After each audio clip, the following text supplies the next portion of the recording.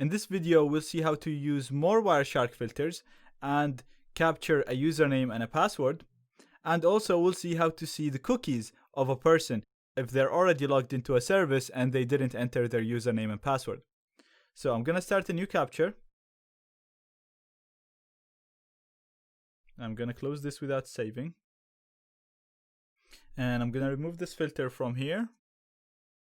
And I'm just gonna go to Hotmail. And I'm gonna log in with my username, which is zaid@hotmail.com. And then I'm gonna put the password, which is gonna be a random password, but it's gonna be captured. So we're gonna put 123456. Hit enter. And as you can see now, we managed to capture traffic. I'm gonna stop this. And I'm going to look for HTTP. And we're gonna look for post requests. So we can see here we have get. These packets are sending get requests. And we're gonna look for something that's sending a post request. And you can see now this is the first one sending a post request. So it's being sent from the target computer to the server. So let's double click this and see what's inside it. And looking right here, you'll see that this was sent to login.live.com, but we can't see any username and passwords in this one. So I'm going to close it. And I'm going to look for the next post packet, which is this one. Again, double click it. And let's see what's inside it. Now, if we come here to the HTML form, you'll see that we have the login, which is zaid@hotmail.com. So this is what we entered. And you can also see the password, which was sent as 123456. So again, man in the middle F was doing this very easy for us, and it was showing us the information easily. It was filtering the important information for us. But right here, we can see that we can actually capture anything that's sent on the network, and we can see it using Wireshark. Another thing that you can do is you can actually search through these whole packets. So you can just go to edit and then go to find packet. And right here you can select if you want to search in the packet list, which is just this, or in the packet details. So we're actually going to search in the packet details. We're going to keep this narrow and wide.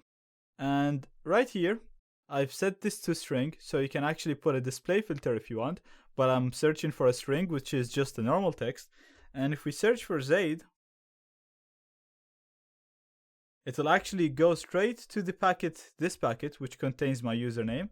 And again, if we just look at it here, or we can double click it, whichever is easier for you, you can see that we managed to capture the username, which is zaid@hotmail.com. Now you can do find next, and you'll get the next one. Find next, and again, it'll find the next one, which actually had my password in it.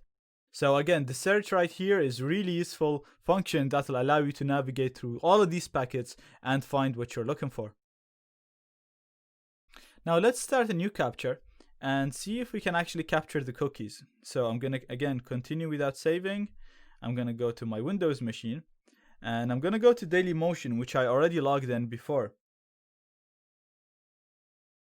And as you can see, it's not asking me to log in because I've already logged in, and it already has a name here. So I'm just gonna go to this channel. Now it's just a fake channel that I created just for this lecture. Now, if we go to our Wireshark right here and stop the capture and look for, instead of HTTP, we're going to look for http.cookie.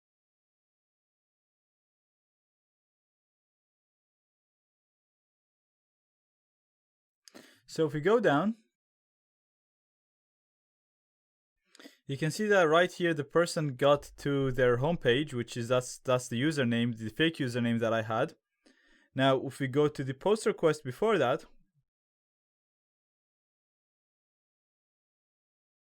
and look at the hypertext, you can see the cookie that was sent to authenticate that person. So if you use, you can just download a plugin for your browser, and inject these cookies into that browser, you'll be able to log in to that username, to that account, without using the password, the same way that the user entered. So this is the same that what we did with Ferret and Hamster. Again, I'm just doing this to show you that Wireshark can be used to do all of the attacks that we did before, plus much more, because basically it can capture anything that flows through our device. So any request sent or received to or from the target computers will be flowing through our interface, and then Wireshark will be capturing anything, regardless of whether it thinks it's important or not. It's going to capture everything. So it's a really, really handy and useful tool.